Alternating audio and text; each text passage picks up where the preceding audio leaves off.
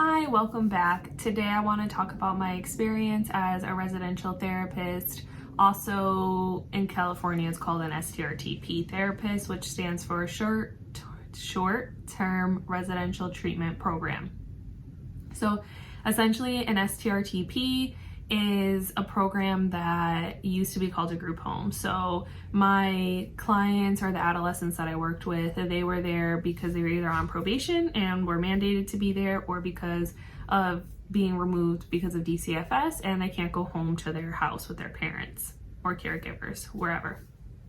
So essentially what I did as an STRTP therapist was I had an office inside of the group home or the home.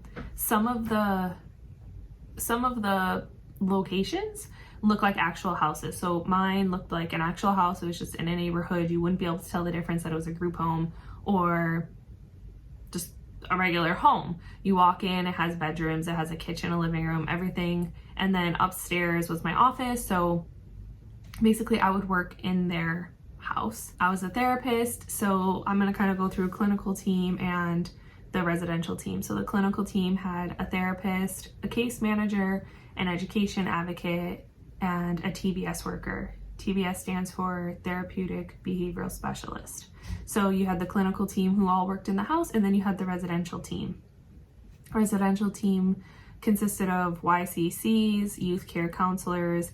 Now different agencies have different abbreviations for the titles, but a youth care counselor is basically the one that supervises the children or adolescents. So they cook, they do the grocery shopping, they bring them to school if they don't have a bus to go on, they create their doctor's appointments, they bring them to the doctor's appointments.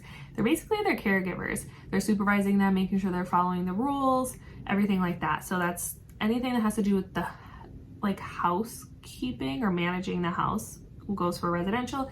Anything clinical like therapy, working on anger management, getting school services set up, case management, like connecting them to substance abuse programs and things like that, that all happened on the clinical team.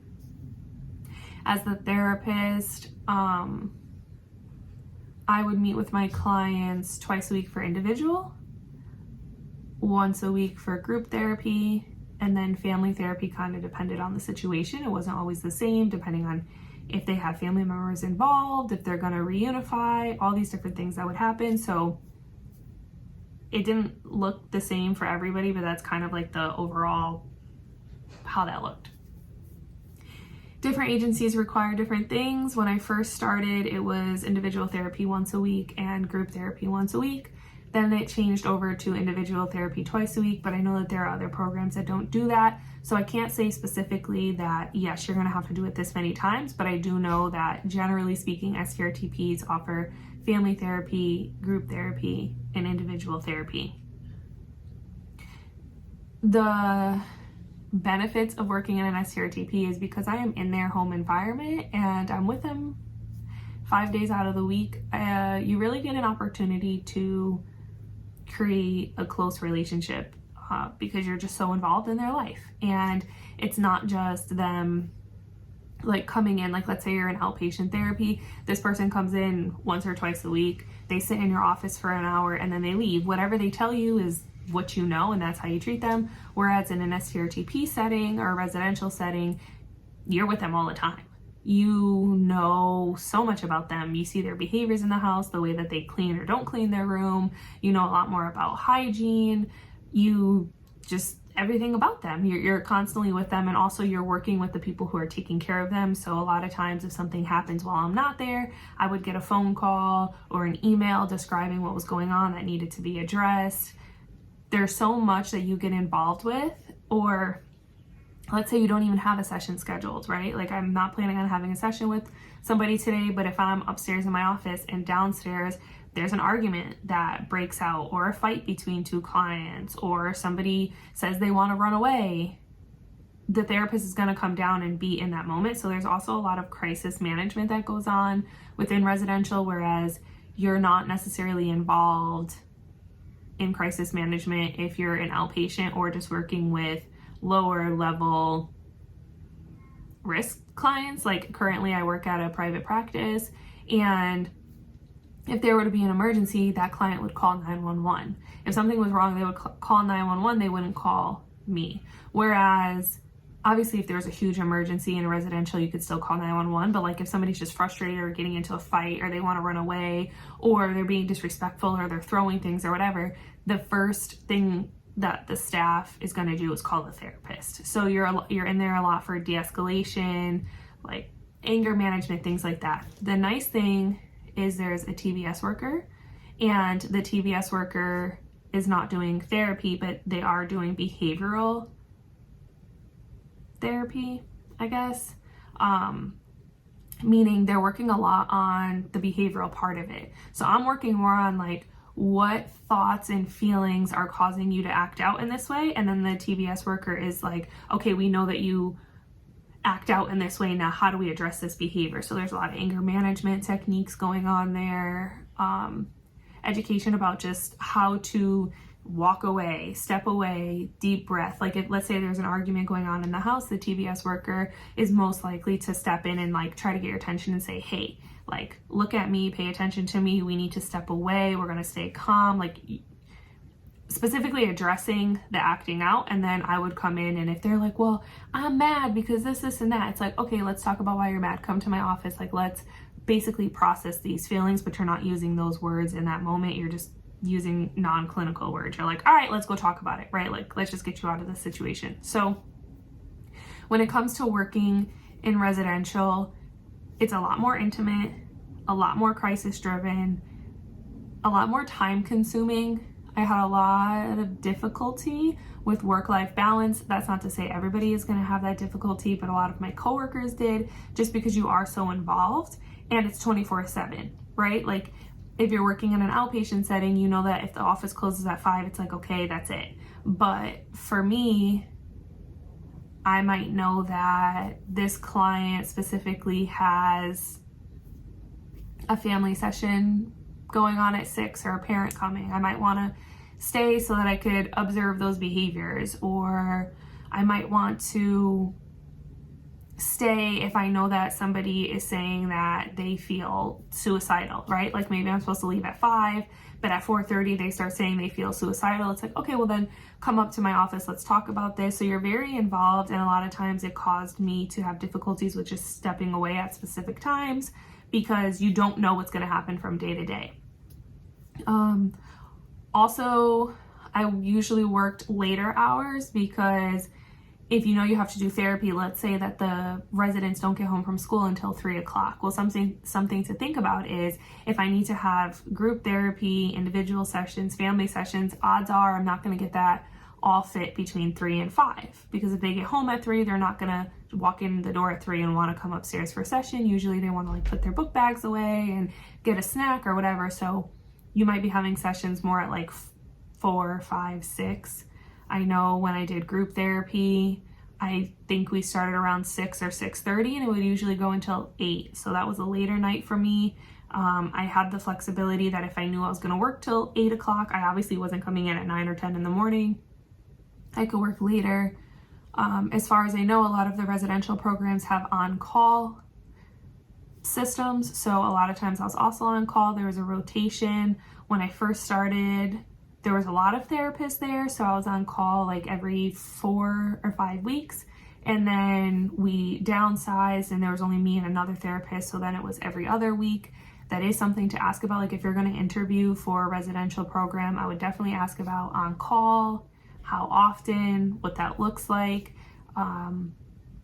I worked at one agency where if you were on call, you got almost like a stipend for that weekend or that time, because they knew that you might not be actively working, but you're setting time aside, or you're probably not doing that much if you're on call. So you had like a stipend. It wasn't that much, but nonetheless, it was a stipend.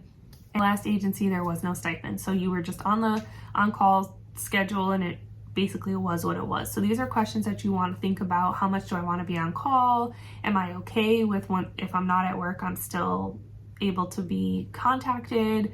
How close do you want to get to your, I was going to say residents, because that's what we call them when they live there, but how close do you want to get to your clients? Do you want them to have access to, do you want to be able to see what they're like in their personal lives, or do you prefer to just have a setting where it's like they come in, have their session, and then they leave? So there are a lot of things to consider. I personally loved working with the residents that I worked with. I wouldn't do it forever because I did find it difficult for me to have a good work-life balance, because I ended up just caring about them so much that I felt like I was too dedicated, and I wouldn't be able to do it forever. It's just not sustainable for me. But I definitely loved working with them. I loved getting to know them. I loved knowing about their stories. I feel like they taught me a lot about myself and just opened up my eyes to so many things. I think it definitely helped with crisis intervention and regulation for myself. Like, I got to a point where if there's something going on, I'm definitely able to stay calm and think straight while I'm going through this situation, because I got used to that type of environment. So many benefits to working in a residential program, but it is definitely intense, and you need to be prepared. You need to have good self-care so that it's not getting to you 24/7, so that you're not taking the home or the work home with you. There's a lot of paperwork that's involved, which I don't want to get too much into that because I know different agencies are different. Also, different states are different. I'm currently in Los Angeles, so maybe how the DMH or Department of Mental Health works here, that might not be how it works in somewhere like Alabama. I don't know, right? So, but for me, there was a lot of paperwork, which was difficult because I felt like it took time away from the kids and like me doing activities with them. But overall, it was a great experience. I definitely don't regret it. I wouldn't take it back. I think I got to get to know my clients on a very intimate level. I really appreciated them opening up to me. You gain so much trust because you see them all the time. Like, if you see somebody 5 days a week, they're constantly involved in all of your stuff, you're going to end up building trust and rapport, or you should. So yeah, I also appreciated the flexibility in being able to do different things with the client. So like, obviously if a client is coming to you and having an hour session, you're just going to stay within that office or whatever that you're in. When it came to doing therapy with the clients at the house, I'd be like, oh, you want to go on a walk together, or let's go to the park, let's go have a session somewhere else. Like, almost like you had an opportunity to bring them on outings. If they were going somewhere fun, like let's say one time for their spring break, we planned to bring them to Universal City Walk, and just they could walk around, and they split up in groups and all of this stuff, whatever. So you're able to go and do things like that. They would go to like basketball games, hockey games, different things. I didn't always go to those, but it was an option for me to be able to go because obviously they need people there to supervise. So it's helpful for them to bring staff with them. So it was always an option for me to go. Whether or not I went kind of depended on the activity, the day, and the time. But I definitely enjoyed having an opportunity to have serious clinical time, but then also have fun. One week we planned a barbecue in the summer when the kids were out of school. So being able to go hang out at the park, do a barbecue, like do all of that stuff, it ends up being fun, and you can relate to them just because they're kids, like just having fun times with a kid, and it doesn't always have to be serious. So I did enjoy that part of my job. I definitely think if you have an opportunity, you should look into it. Everybody's different, so I can't say for sure like, oh yeah, you should work there. But if it's something you're interested in, I think it gave me so much knowledge, and it helped me in a lot of ways, becoming a therapist and a social worker, and just understanding people, systems, like how probation works, how DCFS works, which I used to work for DCF in Connecticut, so I kind of already knew that part, but you get exposed to a lot of different systems and court reports, all of these different things. So I definitely think it's worth the experience. It's just a matter of how much do you want to dedicate time and have high need clients.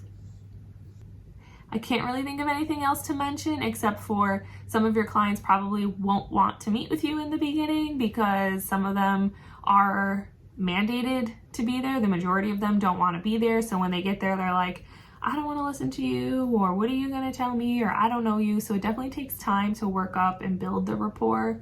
I could do a whole different video on building rapport if you think that would be helpful, but that's just kind of the basis of what it is to be an STRTP or residential therapist. If you have any questions, of course, leave them below. I can get more into detail with things. I'm trying not to make the videos excessively long and go into too much detail, but if you do have questions, let me know. I was in a residential facility for 2 years. I worked with both female and male clients. So I worked with both populations. I actually worked at a different STRTP for my internship for a different agency. So I had a perspective on different agencies and how they operate. Let me know if you have any questions. Hopefully that was helpful, and I'll see you in the next video.